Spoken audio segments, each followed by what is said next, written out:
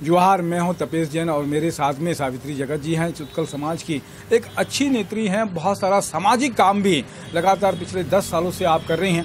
अभी civil line ward क्रमांक से आप 47 से जो है भारतीय जनता पार्टी की प्रत्याशी हैं। बहुत ही अच्छी बात है कि आपको पार्टी ने इतनी साल में मेहनत भी की, सामाजिक जीवन भी बहुत अच्छा है, आपने बहुत सामाजिक काम किए हुए हैं, उसके बारे में भी थोड़ा दर्शकों को बताइए। जी, सबसे पहले तो मैं अपने भारतीय जनता पार्टी को धन्यवाद देना चाहती हूँ, क्योंकि उन्होंने जो मुझे सम्मान दिया और मुझे एक छोटे से कार्यकर्ता को इस लायक समझा कि मैं कोई दायित्व को निभा सकती हूँ, उसके कारण उन्होंने मुझे टिकट दिया और प्रत्याशी बनाया। मैं धन्यवाद करती हूँ उन वरिष्ठ नेताओं का, मैं धन्यवाद करती हूँ सारे कार्यकर्ताओं का। आपके चैनल के माध्यम से मैं सभी लोगों का, मेरे समाज के पूरे वरिष्ठ लोगों का धन्यवाद करती हूँ, क्योंकि कहीं ना कहीं आज पूरे समाज ने मुझे आगे बढ़ाया और इस लायक बनाया कि मैं आज एक प्रत्याशी के रूप में आई हूँ। और आज चूंकि आप बोल रहे हैं कि काम को लेकर के, तो मैंने बहुत सारे काम किया, अनेकों काम। अब हमारे समाज शुरू से एक निचले स्तर में लोग बोलते थे और है भी।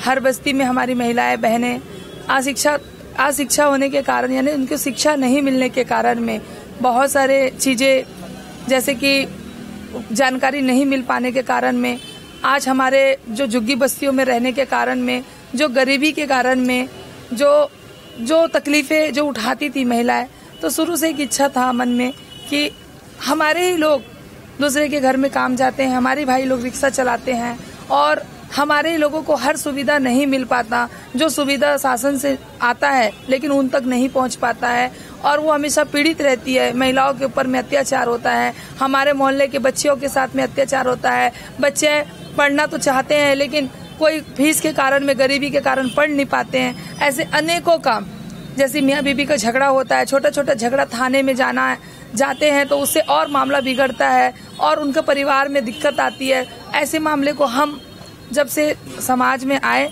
और महिलाओं का टीम बना करके जब समाज में काम किया, तो ऐसी कई घर हमने बसाया और उनको थाना जाने से बचाया। और उनके घर में, क्योंकि जो इंसान थाना चले जाता है तो फिर वो क्या होता है कि महिला का लंबा प्रोसेसर रहता है और फिर घर वाले के मन से भी वो उतर जाता है। तो ऐसी चीजों को वहां तक नहीं पहुंच के हम आपस में ही दोनों को प्रेम से समझा करके दोनों को घर को बसाने का काम। बच्चे पढ़ नहीं पा रहे हमारे समाज में, क्योंकि कहीं ना कहीं गरीबी बहुत बड़ा कारण है। हम चाहते हैं कि हमारे बच्चे अगर पढ़ने का इच्छा रखते हैं तो शासन में कई सुविधा सरकार ने निकाले पढ़ाई को लेकर के, उनके तक पहुंचाना, उनको घर से निकाल करके स्कूल में एडमिशन कराना। हमारे जो हमारी लड़कियां जो कॉलेज स्तर में हैं, वो भी आगे पढ़ना चाहती है, लेकिन कॉलेज के लिए भी अगर उनको सुविधा नहीं मिल रहा है तो हम दूसरे से हेल्प लेकर के हमसे जितना हो सकता है हम उनको और शिक्षा आगे पढ़ाना। सही है, जितना समाज का काम किया है। अभी पार्षद चुनाव में है, क्या प्राथमिकता रहेंगी आप अगर पार्षद बनेंगे, क्या लेके जा रही हैं जनता के बीच में? नहीं, पार्षद बनने के बाद तो मेरे अंदर में एक चीज है कि मैं बहुत अच्छा काम करना चाहती हूँ और मैं हकीकत में मैं बहुत उत्साहित हूँ। मेरे अंदर में अभी से एक दर्द है, एक तड़प है कि मैं कब पार्षद बनूं और एक समस्या का निराकरण करूं, एक समस्या के लिए लड़ाई लड़ूं, एक काम करूं। अभी मेरे को देखने में मिल रहा है, अभी मैं लगातार जनसंपर्क में निकल रही हूँ, लोगों की समस्या सुन रही हूँ। बहुत तकलीफ है, बहुत पीड़ा है हमारे लोगों के अंदर में।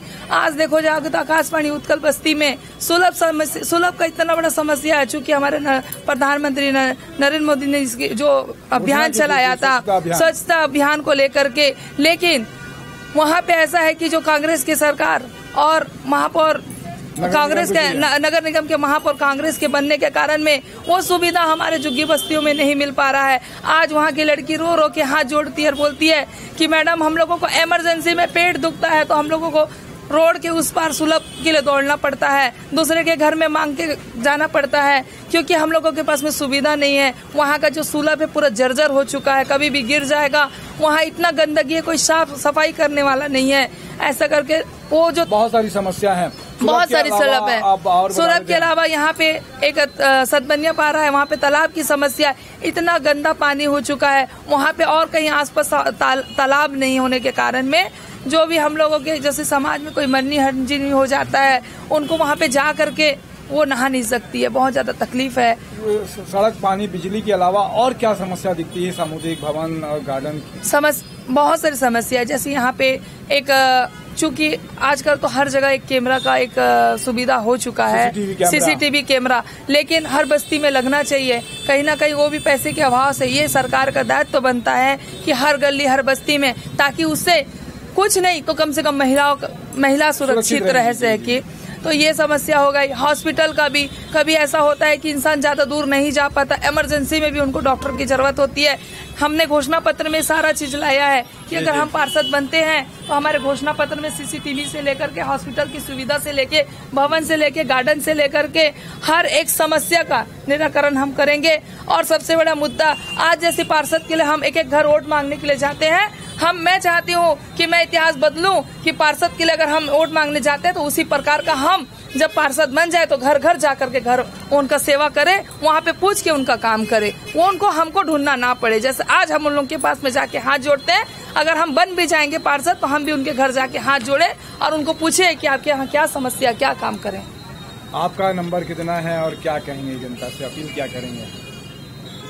मतपत्र में आपका क्या क्रमांक आया है? मतपत्र में क्रमांक दिख रहा है आपका? जी। मतपत्र में 3 नंबर क्रमांक पे आपका? हाँ, मतपत्र में मेरा 3 नंबर क्रमांक है। और मैंने भी सबको जाकर के जनसंपर्क में बोला है कि 3 नंबर में मुहर आजकल क्योंकि सिस्टम, हाँ, वो पहले वाला जो सिस्टम था थप्पा लगाने वाला, वही लगा करके आपको मुझे आशीर्वाद देना है और विजय बनाना है। बहुत अच्छी बात है, आपने समय दिया, इसके लिए आपका धन्यवाद। मेरे साथ में दिनेश साहू, निशा द्विवेदी जी भी, उनका धन्यवाद। और एक बार फिर जोहार ले, जय छत्तीसगढ़। जय छत्तीसगढ़।